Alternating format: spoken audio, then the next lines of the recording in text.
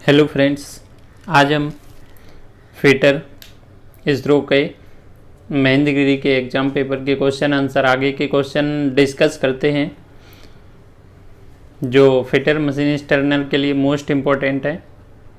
तो हम पहला क्वेश्चन देखते हैं आज का कि सबसे फर्स्ट क्वेश्चन है, दक्षिणावर्त दिशा में घुमाते वक्त कसने वाले बोल्ट को क्या कहते हैं। क्लॉकवाइज डायरेक्शन में घुमाने वाले बोल्ट को क्या कहते हैं।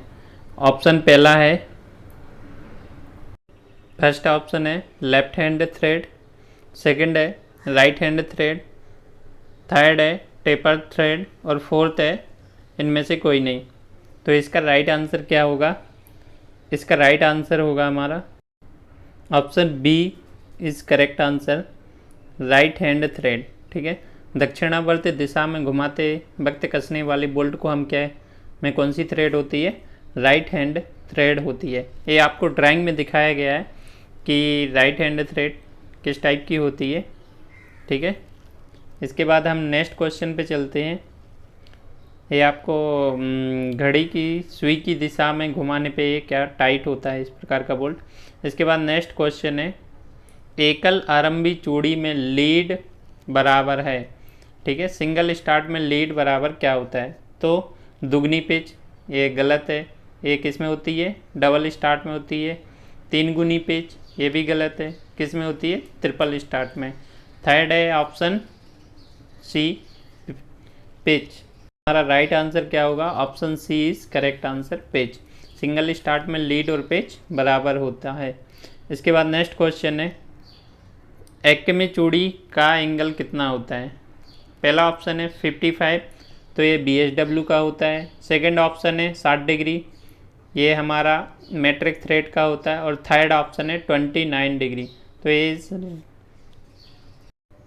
ऑप्शन सी हमारा करेक्ट है। कितना होता है? 29 डिग्री होता है। एक्मे चूड़ी का कोण कितना होता है? 29 डिग्री होता है। इसके बाद नेक्स्ट क्वेश्चन पर चलते हैं। नेक्स्ट क्वेश्चन है हमारा, दो चरम अनुज्ञेय नामों के बीच जो वास्तविक नाप अंतर्विष्ट होता है उसे हम क्या कहते हैं? पहला है बेसिक साइज, नहीं। सेकंड है नॉमिनल साइज, नहीं, नॉमिनल साइज नहीं होता है। ठीक है, ऑप्शन सी, ठीक है, हमारा option C is correct answer, limit of size. और इंटरचेंजेबिलिटी तो मास प्रोडक्शन में प्रयोग करते हैं। ठीक है, इसके बाद नेक्स्ट क्वेश्चन पे चलते हैं। नेक्स्ट क्वेश्चन है हमारा 45 नंबर का क्वेश्चन है, 25 प्लस माइनस .025 उदाहरण है। पहला ऑप्शन है यूनिलेटरल टॉलरेंस, तो गलत। यूनिलेटरल में एक तरफा छूट दी जाती है। सेकंड है बायलेटरल टॉलरेंस, तो बायलेटरल टॉलरेंस हमारा ऑप्शन सही है, ऑप्शन बी इज करेक्ट है, बायलेटरल टॉलरेंस। जब भी प्लस माइनस दोनों साइड छूट दी जाती है तो उसको हम क्या कहते हैं? Bilateral tolerance. ठीक है, answer B is correct. Unilateral में एक तरफा छूट दी जाती है। इसके बाद नेक्स्ट क्वेश्चन है 46 नंबर का क्वेश्चन है, फिट के किसी भी प्रकार के छिद्र आयाम और शाफ्ट आयाम के बीच अभिप्रेत अंतर को हम क्या कहते हैं? तो टॉलरेंस। टॉलरेंस किसे कहते हैं? हाई लिमिट और लो लिमिट के अंतर को हम कहते हैं टॉलरेंस। सेकंड है अलाउंस, थर्ड है इंटरफेरेंस। इंटरफेरेंस में शाफ्ट साइज अधिक होता है और क्लियरेंस में होल साइज अधिक होता है। तो हमारा राइट आंसर क्या होगा? Option B, B is correct answer. ठीक है, हमारा राइट आंसर क्या होगा? ऑप्शन बी क्या होगा? अलाउंस।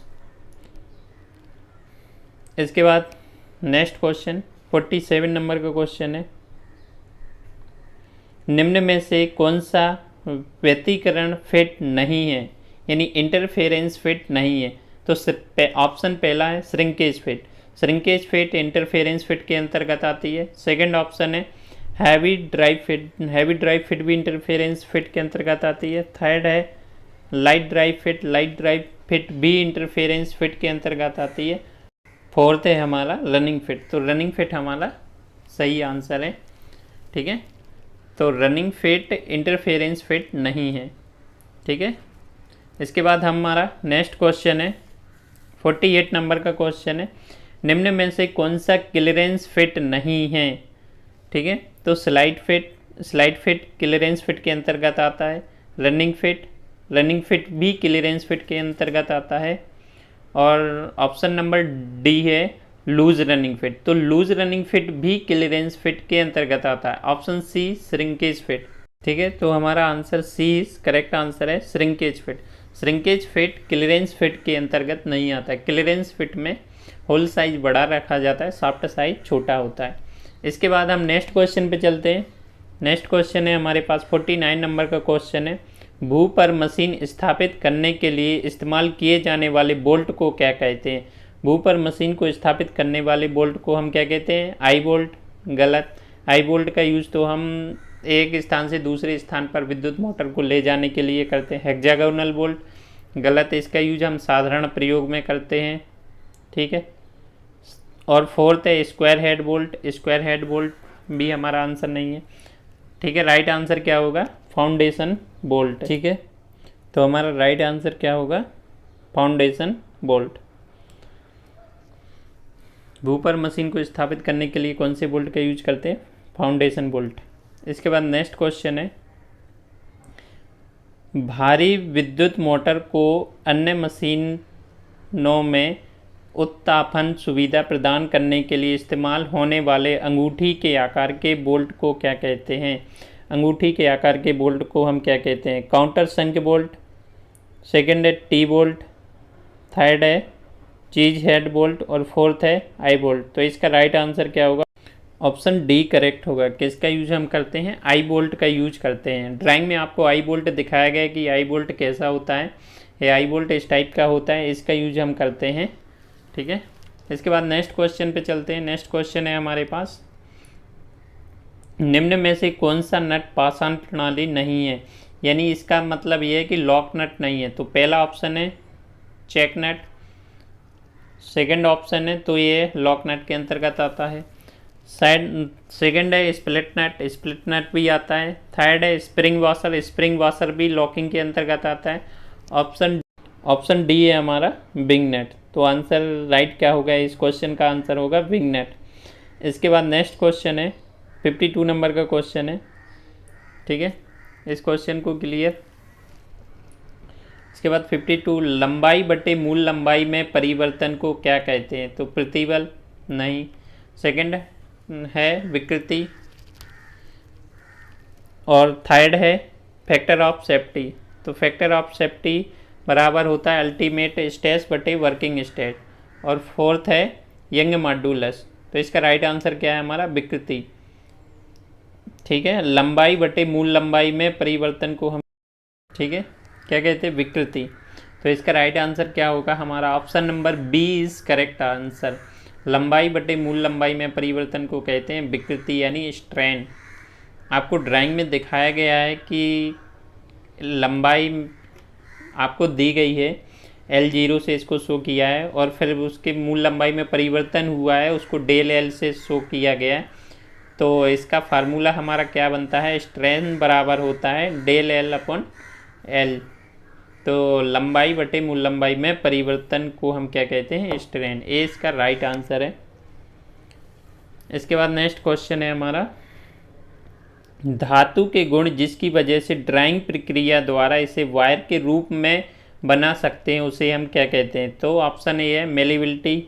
गलत। इसमें हम चादरों के रूप में परिवर्तित करते हैं। सेकंड है हार्डनेस। गलत। इसमें हम किसी धातु की मतलब उसको घिसने के गुण को बढ़ाते हैं या खुरचने के। थर्ड ऑप्शन है डक्टिलिटी। तो डक्टिलिटी हमारा राइट आंसर है। ऑप्शन सी हमारा करेक्ट आंसर है तन्यता। और ब्रिटलनेस हम किसे कहते हैं?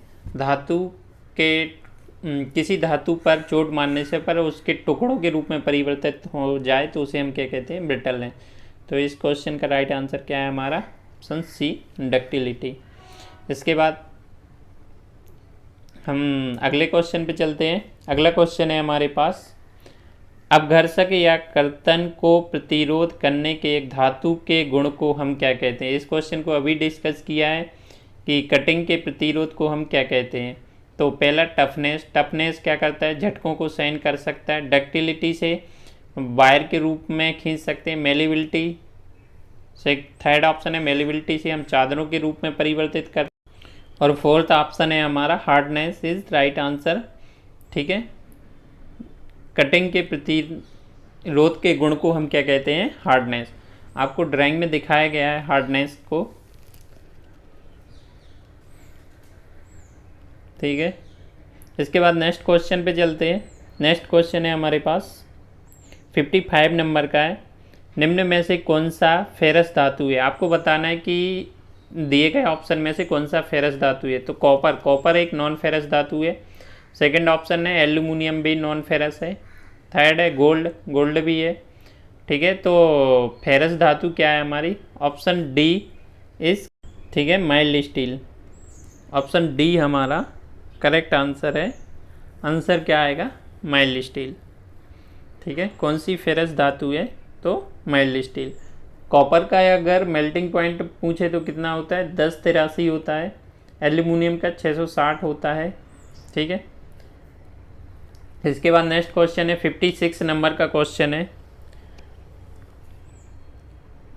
18% क्रोमियम 8% निकेल को क्या कहा जाता है? ठीक है, सबको पता है कि 18% क्रोमियम और 8% निकेल है, तो उसे हम क्या कहते हैं? High speed steel. गलत। सेकंड है मराजिंग स्टील, इस्पात। गलत। थर्ड है स्टेनलेस स्टील, तो ये हमारा सही ऑप्शन है, उसको हम क्या कहते हैं? Stainless steel. ठीक है, तो इसका राइट आंसर क्या होगा हमारा? Stainless steel. ठीक है, स्टेनलेस स्टील में 18% क्रोमियम होता है, 8% निकेल होता है।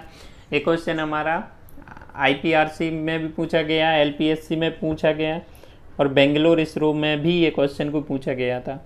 इसके बाद नेक्स्ट क्वेश्चन है कार्बन इस्पात की ऊपरी सतह को कठोर करने की प्रक्रिया को क्या कहते हैं?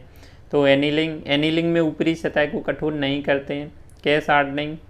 ठीक है, और थर्ड है टेम्परिंग में हम, ठीक है, उसको खाली ऊपरी सतह को हार्ड नहीं करते। नॉर्मलाइजिंग में आंतरिक स्ट्रक्चर को दूर करते हैं। कार्बन इस्पात की ऊपरी सतह को कठोर करने की प्रक्रिया को हम क्या कहते हैं? Case hardening. इसका राइट आंसर क्या है? Option B is correct answer. इसके बाद आपको ड्राइंग में दिखाया गया है, पाइप को हमने ड्राइंग में दिखाया है कि इसकी ऊपरी सरफेस को हार्ड कर देते हैं, जिसके द्वारा क्या होता है? कैस हार्डनिंग में ये इससे क्या होता है? ऊपरी सरफेस तो हार्ड हो जाएगी, तो इसमें क्या है? खरोंच या घिसने से इसकी सरफेस घिसेगी नहीं, जबकि अंदर की जो सतह है ना, ये तो हमारी मुलायम ही रहेगी, लेकिन ऊपरी सतह को हम कठोर करने से ऊपरी सतह घिसती नहीं है। इसके बाद नेक्स्ट क्वेश्चन है हमारा, नेक्स्ट क्वेश्चन है समकोण पर शक्ति संचरण करने के लिए कौन से गियर का प्रयोग करते हैं? तो ऑप्शन ए है स्पुर गियर। नहीं, स्पुर गियर का यूज तो हम समांतर में पावर ट्रांसमिट में करते हैं। रैक और पिनियन। गलत। रैक और पिनियन का यूज हम लंबवत और रोटेशन में करते हैं, उसमें डायल टेस्ट इंडिकेटर में। थर्ड है बेवल गियर, तो बेवल गियर हमारा इस करेक्ट आंसर है। ठीक है, तो हमारा राइट आंसर क्या आएगा? Bevel gear. और फोर्थ था नन ऑफ दिस, तो हो ही नहीं सकता। ठीक है, तो समकोण में शक्ति संचरण करने के लिए, मतलब पावर को ट्रांसमिट करने के लिए कौन से गियर का यूज करते हैं? तो जब भी 90 डिग्री में पावर ट्रांसमिट का पूछे तो हमेशा बेवल गियर का ही यूज करते हैं। इसके बाद ये आपको हमने ड्राइंग में बेवल गियर को दिखाया कि बेवल गियर 90 डिग्री में पावर को ट्रांसमिट कैसे करता है। तो आपको ये देख रहा होगा कि 90 डिग्री में बेवल गियर के द्वारा पावर को ट्रांसमिट किस तरीके से करते हैं, तो ये दिखाया गया है बेवल गियर। ठीक है, इसके बाद नेक्स्ट क्वेश्चन है हमारा 59 नंबर का क्वेश्चन है विभिन्न व्यास के दो पाइप के युग्मन करने के लिए किसका प्रयोग करते हैं? तो पहला ऑप्शन है सॉकेट का यूज हम सीधी लाइन में पावर को पानी को ले जाने के लिए करते हैं, और मतलब इसमें हम सॉकेट में सेम दोनों साइड एक सा पाइप को यूज करते हैं, तो ये तो हमारा हो ही नहीं सकता। टी का यूज 90 डिग्री में करते हैं। एल्बो का यूज भी 90 डिग्री 45 डिग्री में करते हैं। इसका राइट आंसर क्या होगा? Option D. क्या आएगा? रेड्यूसर। ठीक है, विभिन्न व्यास के दो पाइप को मतलब जोड़ने के लिए हम किसका यूज करते हैं? रेड्यूसर का प्रयोग करते हैं। ड्राइंग में आपको रेड्यूसर दिखाया गया है, इसमें जो दोनों साइड के मुँह हैं ना रेड्यूसर के, दोनों एक छोटा है एक बड़ा है, यानी दो अलग अलग साइज के पाइप का यूज कर सकते हैं रेड्यूसर में। रेड्यूसर के द्वारा हम दो अलग अलग व्यास के पाइप को जोड़ सकते हैं। इसके बाद नेक्स्ट क्वेश्चन है, जल पाइपों और उनके उपसाधनों में किस प्रकार की चूड़ी होती है? तो मेट्रिक थ्रेड गलत, पहला ऑप्शन है मेट्रिक थ्रेड। मेट्रिक थ्रेड का यूज तो हम साधारण वर्क में यूज करते हैं, ठीक है। इसके बाद स्क्वायर थ्रेड, स्क्वायर थ्रेड का यूज हम बेंच वाइज के स्पिंडल में करते हैं। थर्ड है फोर्थ है BSW, BSW का यूज हम साधारण वर्क में करते हैं। और option C is correct answer, ठीक है। ऑप्शन सी हमारा करेक्ट आंसर है। कौन सा? BSP, यानी इसका फुल फॉर्म होता है ब्रिटिश स्टैंडर्ड पाइप थ्रेड। जब भी जल पाइप का क्वेश्चन आए तो ना BSW का एंगल भी सेम होता है 55 डिग्री, BSP का एंगल भी 55 डिग्री होता है और मेट्रिक का 60 डिग्री होता है। आपको BSP थ्रेड दिखाई गई है ड्राइंग में। ये BSP थ्रेड इस प्रकार से होती है। ये हमारे इसरो फिटर महेंद्रगिरी का पूरा क्वेश्चन पेपर लग चुका है। इसके बाद नेक्स्ट हम फिटर विक्रम साराभाई का क्वेश्चन पेपर को कवर करेंगे। ओके।